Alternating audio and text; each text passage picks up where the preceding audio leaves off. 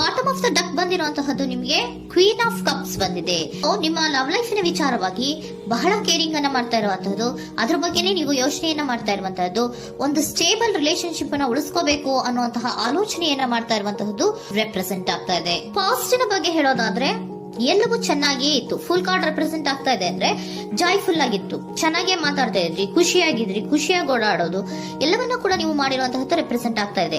ಆದ್ರೆ ನೀವು ಯಾವಾಗ ಸೀರಿಯಸ್ ಆಗಿ ಕಮಿಟ್ಮೆಂಟ್ ಅನ್ನ ಕೇಳೋದಕ್ಕೆ ಶುರು ಮಾಡ್ತಿರೋ, ಅಥವಾ ನೀವ್ ಯಾವಾಗ ಸ್ವಲ್ಪ ಚೇಂಜಸ್ ಗಳನ್ನ ಮಾಡ್ಕೋ ಅಂತ ಹೇಳೋದಕ್ಕೆ ಶುರು ಮಾಡ್ತಿರೋ, ಅಥವಾ ನೀವು ಸ್ಪಷ್ಟವಾಗಿ ನಿಮ್ಮ ಲವ್ ಲೈಫಿನ ವಿಚಾರವಾಗಿ ಹೀಗೆ ಇರ್ಬೇಕು ಅಂತ ಯಾವಾಗ ಒಂದು ಗಡಿಗಳನ್ನ ಹಾಕೋಕೆ ಶುರು ಮಾಡ್ತಿರೋ, ಆಗ ನಿಮ್ಮ ಲವ್ ಲೈಫಿನ ವಿಚಾರದಲ್ಲಿ ಫೀಲಿಂಗ್ಗಳು ಲೆಫ್ಟ್ ಔಟ್ ಆಗುವಂತ ಸಾಧ್ಯತೆಗಳು ಇದ್ದಿರುವಂತಹದ್ದು ನಿಮ್ಮ ಪಾಸಿಟಿವ್ ನಲ್ಲಿ ರೆಪ್ರೆಸೆಂಟ್ ಆಗ್ತದೆ. ನೀವೇನಾದ್ರೂ ಹಾಗಿರ್ಬೇಕು ಹೀಗಿರ್ಬೇಕು ಅಂತ ಏನಾದ್ರೂ ನೀವು ಅವ್ರಿಗೆ ಹೇಳಿದ್ರೆ ಅವರು ನಿಮ್ಮಿಂದ ಸ್ವಲ್ಪ ಸ್ವಲ್ಪ ದೂರ ಹೋಗಿರುವಂತಹದ್ದು ರೆಪ್ರೆಸೆಂಟ್ ಆಗ್ತಾ ಇದೆ. ಯಾಕಂದ್ರೆ ನೀವು ಖುಷಿಯಾಗಿರ್ಬೇಕು, ಸಂತೋಷವಾಗಿರ್ಬೇಕು ಅಷ್ಟನ್ನ ಮಾತ್ರನೇ ಅವರು ಎಕ್ಸ್ಪೆಕ್ಟ್ ಅನ್ನ ಮಾಡುವಂತಹದ್ದು. ಈಗ ಸದ್ಯದ ಮಟ್ಟಿಗೆ ಅವರು ನಿಮ್ಗೆ ಯಾವುದೇ ರೀತಿಯ ಸೀರಿಯಸ್ ಕಮಿಟ್ಮೆಂಟ್ ಗೆ ಒಳಗಾಗುವಂತ ಸಾಧ್ಯತೆಗಳು ಯಾವುದು ಇದ್ದಿರೋ ಮಟ್ಟಿಗೆ ನಿಮ್ಮ ಪಾಸ್ಟ್ ನಲ್ಲಿ ರೆಪ್ರೆಸೆಂಟ್ ಆಗ್ತಾ ಇಲ್ಲ. ಈ ಪರ್ಸನ್ ಏನು ಈ 4 ಕಾರ್ಡ್ ಬಂದಿದೆಯೋ, ಈ ಪರ್ಸನ್ ಸೀರಿಯಸ್ ಕಮಿಟ್ಮೆಂಟ್ ಗೆ ಸಿಗುವಂತಹ ಸಾಧ್ಯತೆಗಳು ಇದ್ದಿರೋ ಮಟ್ಟಿಗೆ ನಿಮ್ಮ ಪಾಸ್ಟ್ ನಲ್ಲಿ ಕಾಣಿಸ್ತಾ ಇಲ್ಲ. ಆಗ ಅವರಿಗೆ ಫೀಲಿಂಗ್ ಲೆಫ್ಟ್ ಔಟ್ ಆಗಿರುವಂತಹದ್ದು, ಅವರು ಸ್ವಲ್ಪ ಸ್ವಲ್ಪ ಚೇಂಜ್ ಆಗಿ ನಿಮ್ಮಿಂದ ದೂರ ಹೋಗಿರುವಂತಹದ್ದು ಈ ಕಾರ್ಡಿನಲ್ಲಿ ರೆಪ್ರೆಸೆಂಟ್ ಆಗ್ತಾ ಇದೆ. ಅಟ್ ದ ಪ್ರೆಸೆಂಟ್ ನಲ್ಲಿ ನಿಮಗೆ ಬಂದಿರುವಂತಹ ಕಾರ್ಡ್ ಏನು, ವೀಲ್ ಆಫ್ ಫಾರ್ಚೂನ್.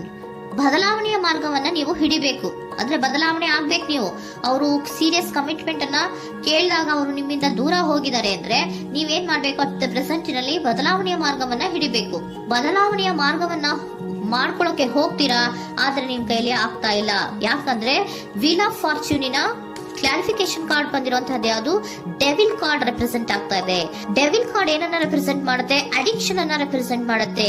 ಯಾವಾಗ್ಲೂ ಅವರ ಬಗ್ಗೆನೇ ಯೋಚನೆ ಮಾಡ್ತಾ ಇರೋದು, ಅದ್ರ ಬಗ್ಗೆನೇ ಥಿಂಕ್ ಮಾಡ್ತಾ ಇರೋದು. ಸ್ವಲ್ಪ ಬದಲಾವಣೆ ಮಾಡ್ಕೊಳಕ್ ಹೋಗ್ತೀರಾ, ಮತ್ತೆ ಪುನಃ ವಾಪಸ್ ಹಿಂದಕ್ಕೆ ಬರ್ತೀರಾ, ಮತ್ತೆ ಆಲೋಚನೆಯನ್ನ ಮಾಡಕ್ಕೆ ಶುರು ಮಾಡ್ತೀರಾ.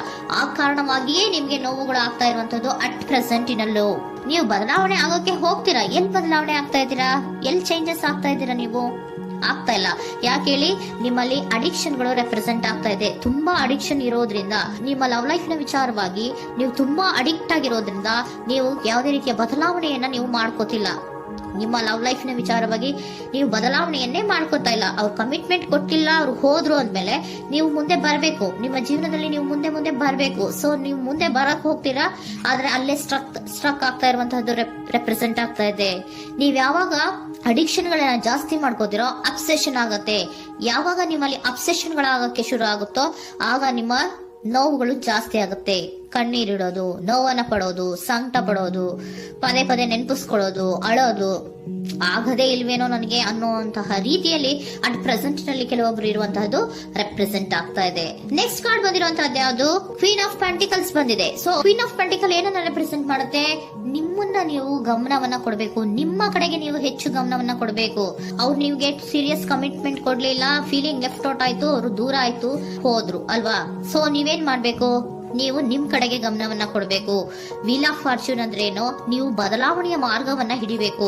ಬದಲಾವಣೆಯ ಮಾರ್ಗವನ್ನ ಮಾಡ್ಕೊಳ್ಳೋದಕ್ಕೆ ಹೋದ್ರೂ ಕೂಡ ಮತ್ತೆ ವಾಪಸ್ ಹಿಂದೆ ಬರೋದು, ಮತ್ತೆ ಅಡಿಕ್ಷನ್ ಆಗೋದು, ಮತ್ತೆ ನೆನಪಿಸ್ಕೊಳ್ಳುವಂತಹದ್ದು, ಮತ್ತೆ ನೋವನ್ನ ಪಡುವಂತಹದ್ದು ನಿಮ್ಮಲ್ಲಿ ರೆಪ್ರೆಸೆಂಟ್ ಆಗ್ತಾ ಇದೆ. ನೀವು ಈ ಅಡಿಕ್ಷನ್ ಗಳಿಂದ ನೀವು ಆಚೆ ಬರಬೇಕು ಅಂದ್ರೆ ನಿಮ್ಮನ್ನ ನೀವು ಬ್ಯುಸಿಯಾಗಿ ಇಟ್ಕೋಬೇಕು.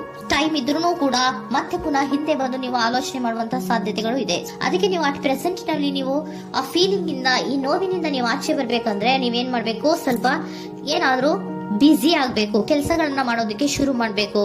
ನಿಮಗೆ ಗೊತ್ತಿರುವಂತಹ ಯಾವ ಕೆಲಸವಾದ್ರೂ ಸರಿ, ನೀವು ಸ್ವಲ್ಪ ಬ್ಯುಸಿ ಆಗಿರೋದಕ್ಕೆ ಪ್ರಯತ್ನವನ್ನ ಮಾಡ್ತಾ ಇರುವಂತಹದ್ದು, ಮಾಡುವಂತಹದ್ದು ರೆಪ್ರೆಸೆಂಟ್ ಆಗ್ತಾ ಇದೆ. ಕೆಲವೊಬ್ರು ಮಾಡ್ತಾ ಇದ್ದೀರಾ, ಕೆಲವೊಬ್ರು ಮಾಡುವ ಕಡೆಗೆ ಆಲೋಚನೆಯನ್ನ ಮಾಡ್ತಾ ಇರುವಂತಹದ್ದು ಅಟ್ ಪ್ರೆಸೆಂಟ್ ನಲ್ಲಿ ರೆಪ್ರೆಸೆಂಟ್ ಆಗ್ತಾ ಇದೆ. ಇಮಿಡಿಯೇಟ್ ಫ್ಯೂಚರ್ ನಲ್ಲಿ ಏನ್ ರೆಪ್ರೆಸೆಂಟ್ ಆಗ್ತಾ ಇದೆ, ನೈಟ್ ಆಫ್ ಸೋರ್ಟ್ಸ್ ರೆಪ್ರೆಸೆಂಟ್ ಆಗ್ತಾ ಇದೆ. ನೀವು ಕ್ವಿಕ್ ಥಿಂಕಿಂಗ್ ಅನ್ನ ಮಾಡಿ ಏನೋ ಒಂದು ಆಕ್ಷನ್ ಅನ್ನ ತಗೋಬೇಕು ಅನ್ನೋದ ಆಲೋಚನೆಯನ್ನ ಮಾಡ್ತೀರಾ, ಬಹಳ ಫೋಕಸ್ ಅನ್ನ ಮಾಡ್ತೀರಾ ಒಂದು ವಿಚಾರವಾಗಿ, ಕ್ವಿಕ್ ಥಿಂಕಿಂಗ್ ಅನ್ನ ಮಾಡ್ಬೇಕು ಅಂತ. ಮತ್ತೆ ಪುನಃ ಏನ್ ಮಾಡ್ತೀರಾ, ನಿಮ್ಮ ಮುಂದೆ 2 ಆಪ್ಷನ್ಗಳು ಬಂದ್ಬಿಡುತ್ತೆ.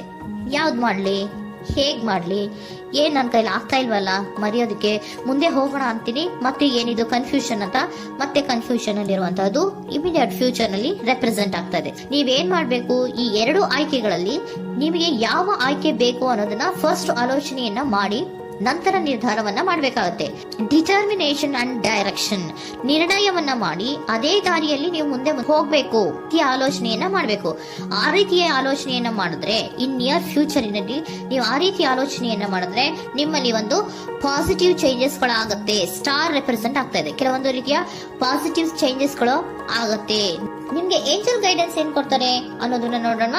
ನಾಟ್ ದ ರೈಟ್ ಟೈಮ್, ಇದು ಕರೆಕ್ಟ್ ಆಗಿರುವಂತಹ ಟೈಮ್ ಅಲ್ಲ. The situation will improve, situation ಅನ್ನೋದು ಇಂಪ್ರೂವ್ ಆಗುತ್ತೆ ಯಾವಾಗ, ಇಫ್ ಯು ಬಿಲೀವ್, ನೀವು ನಂಬಿಕೆ ಇಟ್ಟಾಗ ಮಾತ್ರ ಸಿಚುಯೇಷನ್ ಅನ್ನೋದು ಇಂಪ್ರೂವ್ ಆಗುವಂತಹದ್ದು. ಏನೀಗ ಬೇಜಾರಿನಿಂದ ಇದ್ದೀರಲ್ಲ, ಈ ನೋವು ಯಾವಾಗ್ಲೂ ಶಾಶ್ವತವಾಗಿ ಇರುವಂತಹದ್ದು ಅಲ್ಲ. ನಾಟ್ ದ ರೈಟ್ ಟೈಮ್, ಇದು ಕರೆಕ್ಟ್ ಆಗಿರುವಂತಹ ಸಮಯ ಅಲ್ಲ. ಸ್ವಲ್ಪ ವೇಟ್ ಮಾಡು, ನೀವು ಚೇಂಜಸ್ ಮಾಡ್ಕೊಳ್ಳೋ ಕಡೆಗೆ ಹೆಚ್ಚು ಗಮನವನ್ನ ಕೊಡು, ಅಲ್ಲಿ ಚೇಂಜಸ್ ಆಗತ್ತೆ ಅನ್ನೋದನ್ನ ಏಂಜಲ್ ಗೈಡೆನ್ಸ್ ನಿಮ್ಗೆ ಕೊಡ್ತಾ ಇದ್ದಾರೆ. Surrender your full power. Your life is a calling for you to step into your full power rather than playing it small. ನೀವು ಧೈರ್ಯವಾಗಿ ಒಂದು ಹೆಜ್ಜೆಯನ್ನ ಮುಂದಕ್ಕೆ ಇಡಬೇಕು. ಸೊ ಮುಂದೆ ಹೋಗುವಂತಹ ಆಲೋಚನೆಯನ್ನ ಮಾಡಬೇಕು. ಪವರ್ ಇಂದ ನಿಮ್ಮಲ್ಲಿರುವಂತಹ ಪವರ್ ಅನ್ನ ಯೂಸ್ ಮಾಡ್ಕೊಳ್ಳಿ. ಯಾಕೆ ನನ್ನಲ್ಲಿ ಏನಿಲ್ಲ, ನನ್ನ ಕೈಲಿ ಏನೂ ಆಗಲ್ಲ ಅಂತ ಯಾಕೆ ಕೂತಿದ್ದೀರಾ? ನೀವು ಏನ್ ಮಾಡ್ಬೇಕು, ಬಹಳ ಧೈರ್ಯದಿಂದ ಮುಂದಕ್ಕೆ ಹೋಗಿ ಅನ್ನೋದನ್ನ ನಿಮ್ಗೆ ಸರೆಂಡರ್ ಕಾರ್ಡ್